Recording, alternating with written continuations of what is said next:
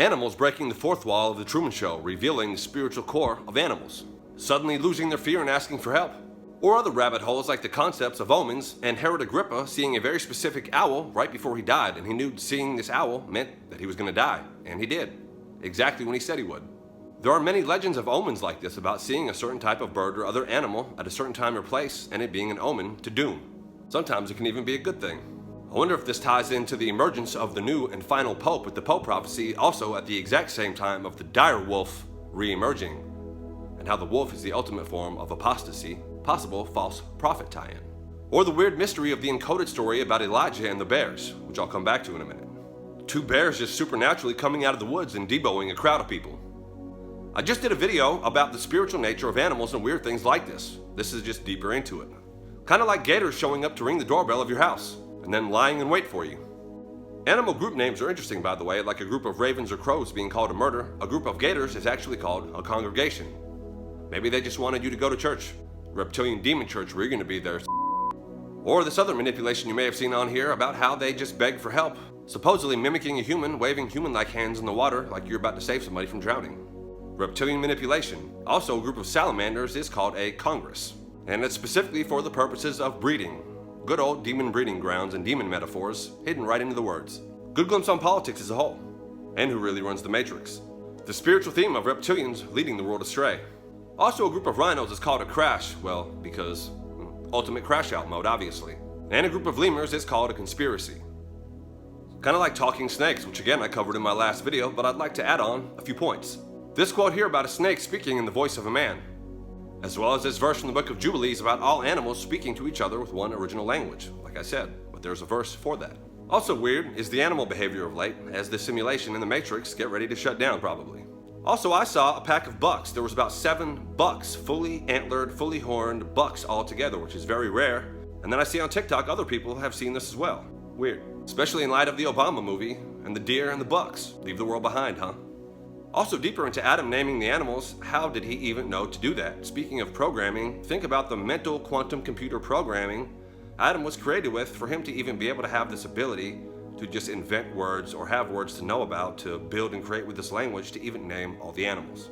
Kind of interesting. Speaking of programming, this verse from Isaiah is even more fascinating about how God whistles for the flies and for the bees.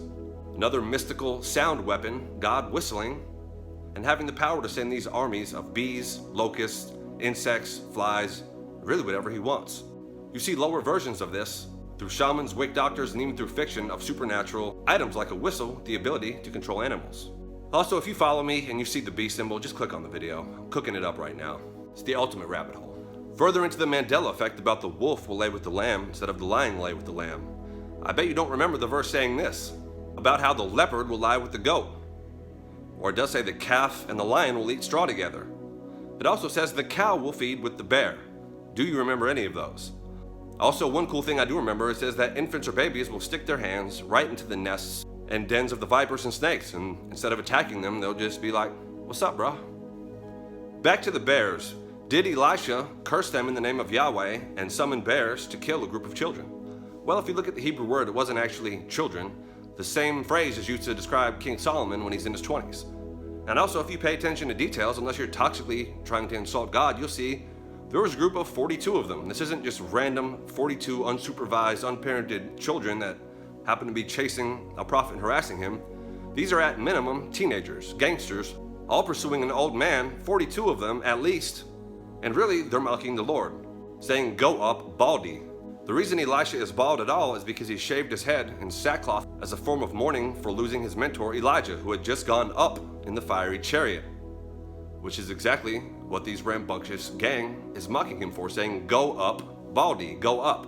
Go up like your mentor Elijah. Have God scoop you up and do a miracle in front of us. You wannabe prophet, just get out of here." Basically, they're mocking the Lord, which is the reason for this mystery, but it's really an encoded mystery. You have to pay attention to the details and the numbers. 2 she-bears coming and mauling 42 youths of Israel. This is all about the 42 months of the Great Tribulation and other nations coming into Israel that will maul the youth of Israel. It's all an encoded parable spoken of in the other prophets. Also being a picture of the tribulation, you see the same themes of Elisha or Elijah in sackcloth and ashes, which is what it says in Revelation that the two witnesses will prophesy in sackcloth and ashes. Again, in the code, bears represent Gentile nations. So the 42 months of the tribulation, Gentile nations coming in for 42 months. Everything is an encoded story that really actually happened. Also, God with that ultimate mama bear, cocaine bear, black Air Force One energy for insulting his name and coming against his chosen. And in another layer, because everything is encoded and told in the stars as well, you see the two bears. Not just two bears, the two she-bears. It's the Little Dipper and the Big Dipper. They're actually bears. And they're specifically known as she-bears as well when they're referenced in the Bible.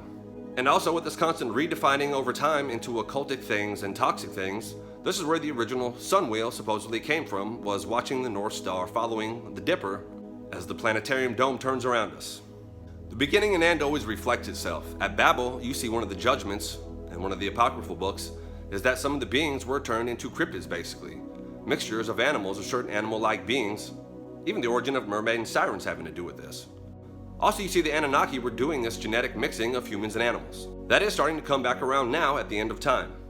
The Nephilim activity re-emerging. I had even mentioned one time how the axolotl is being studied for its powerful regeneration power, along with its lots of other cool properties you can look up. Become a real-life Wolverine. It's almost alien how axolotls sometimes eat their friends' or family's arms or limbs because they know that they'll just grow back. It's like an unlimited food hack. Pretty bizarre, as are all animal, spiritual things the more you look into it. In close, whether you love possum core, owl core, or you just want to make some friends with crows, animals definitely are a cool reflection of the Creator. By the way, don't go too far down the rabbit hole where you think every animal you see is a monitoring spirit. But the ultimate restoration, nature core, the New Jerusalem, everything being in shalom because of the power of the Lion, the Lamb of God. Pursue Yeshua. See you next time on The Savage Truth.